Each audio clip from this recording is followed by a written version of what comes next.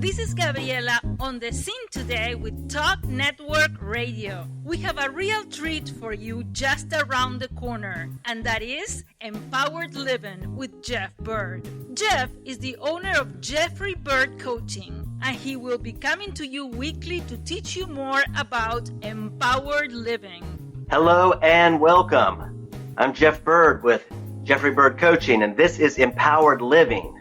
And recently, I had some feedback from someone, and they said, "Well, Jeff's got great stuff. He's a really smart guy. He's got good things for leadership, and he has some good spiritual things too. But I feel like he ought to choose one or the other."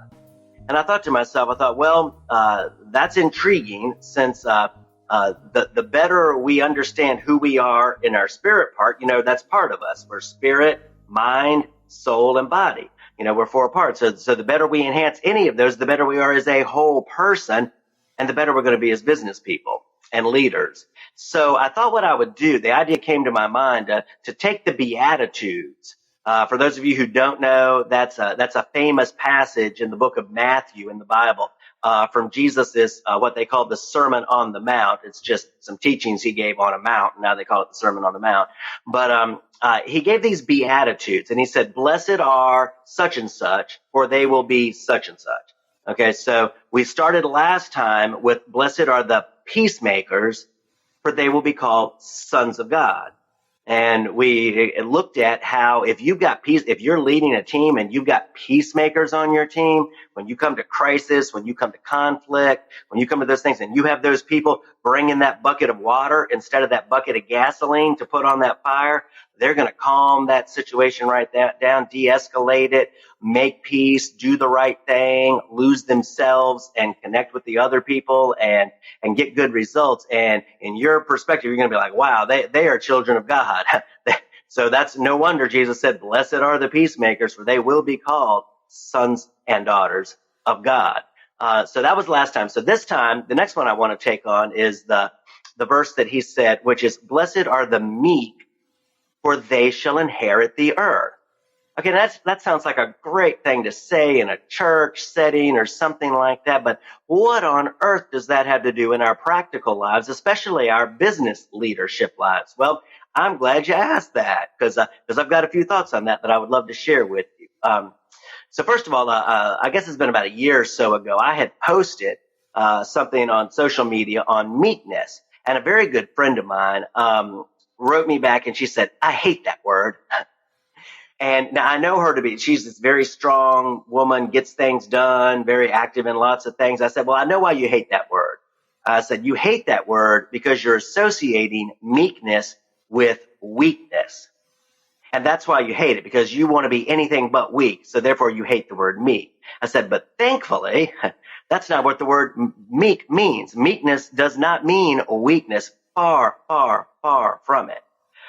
What it actually refers to, it finds some real significance in equestrian training and development. It came from the ancient Greeks. They would go and they would herd up the wild horses, and when they got those horses together, they would start separating them depending on their temperament and their abilities. Some of them they would just release and send back because they weren't going to be tamed. They were just nothing but a wild horse. Some of them they would put to burden bearing and other projects and transportation. But then the best of the best were the war horses. And after they were the horses that they could train to be what they called meek. The word is praus in the Greek that translate into meek. And these horses were trained, and they can, they never lost their strength, their determination, their passion. They would charge into cannon fire. They would respond to the slightest touch of the rider. And in the midst of a war, they would stop and take orders from a whisper. These horses had tremendous strength. They were the war horses. They were the ones you wanted in the battle. But their strength was under control. It does not mean weak, anything but. It means as strong as you can get. But that strength is under control to a greater vision than what you would have naturally and on your own. Okay? So, Now think about that. Think about how that's going to be on a team, right? If you got meek people on your business team, well, what does that look like? That it means they're good, but they use their good not to build up themselves, not for an egotistical reason, but they use their strength, they use their gifts, they use that good to build up the whole organization and to help it fulfill its purpose of helping other people. Because every valid organization is helping other people in some way, for profit, nonprofit, whatever, doesn't matter. They're helping people. So that's what a meek person, that's their mindset. That strength is very much there, but it's brought in subjection to the greater purpose and the greater vision, and they use their strength to help develop that, not for their own personal interest or even departmental interest, for everybody's best interest, right? So I made a list here of things that kind of characterize these people, and I want to share that with you. First of all, a meek person is thinking about the big picture rather than the tiny picture. Usually a tiny picture has self at the center. You know, that person's thinking about themselves and it's very clear to everybody else on the team, rather than looking at the big picture and going, wow, okay, here's where we're going. Here's where the whole thing's going. How do I use my gifts and resources and abilities to help get the team there? So they're thinking about others. The next thing, a meek person, this kind of goes along with humility a bit. Humility doesn't mean weakness either. What it means is that we understand that there are things, many things, we can't do on our own. Well, we need the help of others. We need help from God, number one, and we need help from the other people whom have the gifts. They've been given the gifts and the strengths to help move this whole team forward. Like my mentor John Maxwell says, one is too small a number to achieve greatness. If you're trying for anything great, you're going to need other people on the team. I'm currently involved in a new endeavor, and we've got all these people on our team that have strengths that I don't have. And one of them is my friend Chuck, who's producing the show. You know, he's got strengths. He understands technology. He tries to tell me about these things, and I appreciate his passion. It goes right over my head because that's not my strength.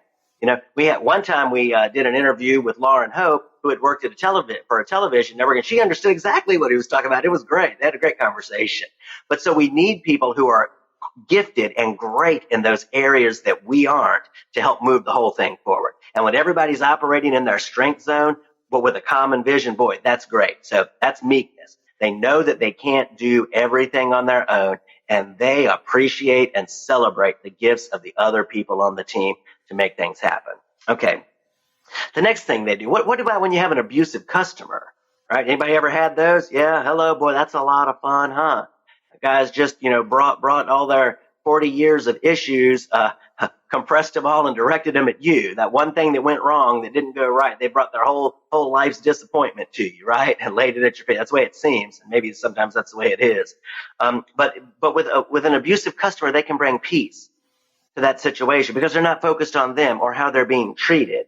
They can take the insults and see the value of the client and work toward a solution, even in the midst of the abuse. They just water off a duck's back. They just let it go. They know it's not them personally. They see bigger than that, and they can help that person. Okay, that was number one. Number two, they can be cool and non-emotional in the heat of a tough decision for the organization. Ever had one of the biggest problems with teams and organizations is that they don't have the hard discussions. They don't want to ruffle anybody's feathers, so they just tuck it all inside and go away, and it comes out some other way. But if they're having that hard conversation, there's a tough decision to make, and other team members are disagreeing with them, they don't take it personally. They work to come up with the best idea for everybody and present that. And even if it's shot down, they don't take it personally, right? They will come up with the most compelling argument to help move that team forward because they're focused on the bigger picture rather than just on their personal agenda, right? That they've subjected, again, their gifts and abilities to the bigger picture. Okay, number three, this is a big one.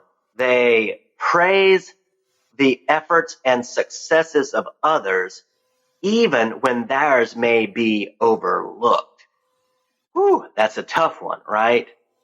You and I, we both know a lot of people who they're just all about, they're just working for the praise and the affirmation and the approvals. And boy, I mean, none of us, of course, none of us, it's the other people we work with, right? None of us would do that.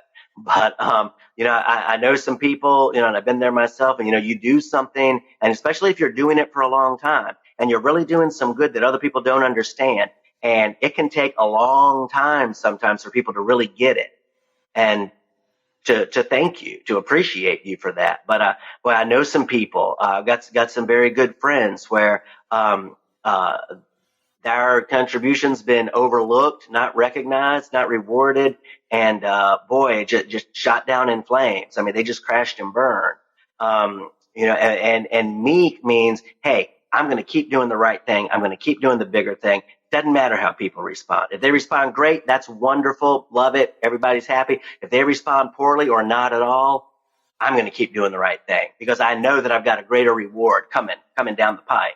So I'm going to keep doing the right thing. And it might hurt, but I'm not going to let that stop me and derail me. I'm keeping on moving forward, right? Because it's the right thing to do.